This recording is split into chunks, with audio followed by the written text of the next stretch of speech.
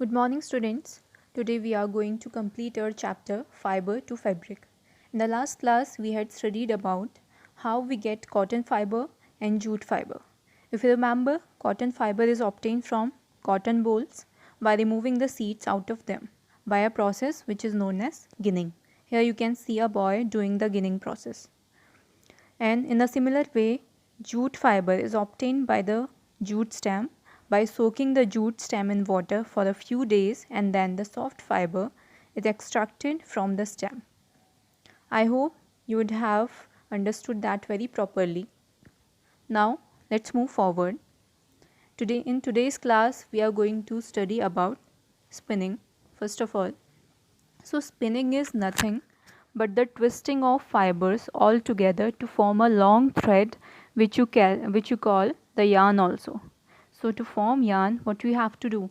We have to twist the fiber in a continuous way and to form a long thread. To do spinning, there are two major devices which is known as the takli and the charkha. So takli is nothing which it is a hand spindle, and charkha is is a hand operated device and is used for spinning process. Here you can see this is the charkha and this is the hand spindle which are used for the process of spinning. The spinning of yarn on a bigger scale are done by using spinning machines, following which these yarns are used to weave fabric. So when we have to form a large amount of yarn, you cannot do it by using the hands only. It cannot be done manually. For that you will need machines. So in today's time when the technology is at its verge, so the machines are being used to form the yarn on a large scale. In earlier times, people used to wear khadi. And khadi, what is the special thing about khadi? Khadi is a hand woven yarn or fabric. It is made by the people by using their hands only. It is also called homespun yarn. And one thing is also special about khadi, that it is very comfortable to wear. In summers, it will give you a cool sensation to wear, as well as in winters it will make you feel warm. So you can wear this khadi cloth in the summers as well as in the winters also. Now next we have to study about how you can convert the yarn into fabric. If you remember, we had studied at the starting of the chapter only that first of all the fiber is converted into yarn, and then yarn is converted into fabric. So you have studied about how the fiber is converted into yarn by spinning, by twisting the fiber continuously into long thread by which the yarn can be formed. Now we are going to study about how a yarn is converted into a fabric. So there are two ways by which you can convert the yarn into fabric. The first way is known as the weaving. So weaving is the entwining two sets of yarn simultaneously to make fabric. This process is done by using a loom. So loom is a kind of machine by which you can convert the yarn into fabric. Now it can be a hand loom as well as the machine loom. Machine loom, generally you call it the power loom. Power loom. So if you remember your visit to the cotton industry a few months back, you would have seen there that the machines were used for the conversion of the yarn into fabric. They were converting the yarn into fabric by using the machines on a large scale. So the weaving can be done in two ways, by using the hands as this lady is doing. Here you can see that this lady is doing the weaving. This is called the hand loom. And when we have to produce the fabric on a large scale, this cannot be done manually, so we are using the power looms. So this is the way in which the yarn can be converted into the fabric. The second way by which we can convert the yarn into fabric is knitting. Knitting you see most of the time at your home only. During the winter seasons, you can see your mother does the knitting process. Your mother makes the socks, sweaters, mufflers and lot of winter clothes for you by using the knitting. What is done in this process? In this process, a single strand of yarn is used to make a piece of fabric by knitting it continuously until it becomes a fabric which can be worn by a person. So this can be for in knitting also, it can also be done by hand as well as by the machines.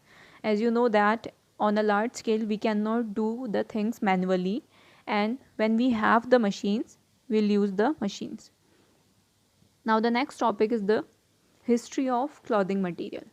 As you see today, the fabric we wear, the clothes we wear, it was not used to be like this at the earlier times.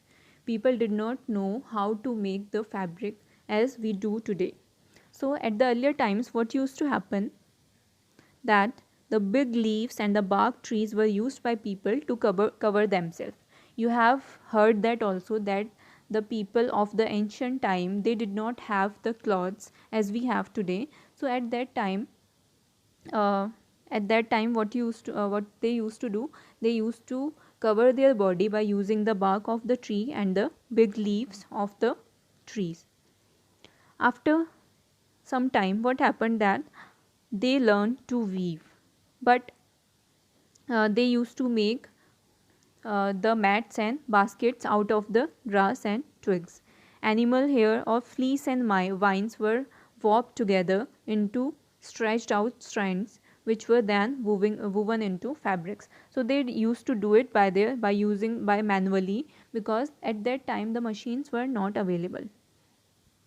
There is also a thing here, that the cotton fiber used to grow near the Ganga river, which the early Indians readily used to make fabrics for themselves. In today's time also, cotton is the most popular fiber which is used to make the fabric, because it is the most comfortable fabric available. There is another plant named flax which yields natural fibers. Flax you must not have heard very much, but this is also a type of natural fiber. You have seen that, you have seen the tea bags, if you remember that. If you have ever purchased the tea bags, so the tea bags are also made up of this flax fiber. The filter paper also in your laboratories, when you go into the later classes, in the higher classes, you will when you will go in the chemistry lab, there you will use the filter paper. That filter paper is also made up of the flax. Also the printed banknotes are also made up of the flax fiber. So these are the uses of the flax fiber. Next point, in Egypt, the early Egyptians, what they used to do, they used to cultivate both cotton and flax and use them for creating fabrics. These plants grew near the river Nile. You have heard about the Nile river. It is the longest river, right? So it is the longest river which is situated in Africa. So what is the speciality of this river? This river passes through 11 countries. Total 11 countries this river passes through, and one of the country is Egypt itself. So they used to cultivate the flax and cotton near the river Nile. But in those days, people were not aware of the process of stitching as we do today, that after stitching only we are able to wear the clothes. So what they used to do, they just used to wrap the fabric around them. Even today also, we wear a lot of clothes which do not need the stitching. For example, the sari, dhotis, lungis or turbans. These cloths are the things, these are the fabrics which we can wear without the need of stitching. So they used to do that in the earlier times also. Next point, it was with the advent of the sewing needle or the sewing machine that people learned how to stitch fibers to make fabric. You have seen a tailor using the sewing machine. Without the sewing machines, he cannot make the woven cloths for you. So when the sewing machine was discovered, was invented, only then people were able to convert the yarn or fabric into woven cloths.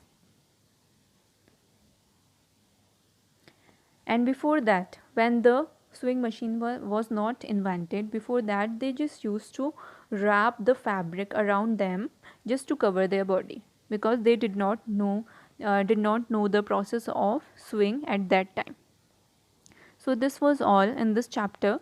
Our chapter has been completed.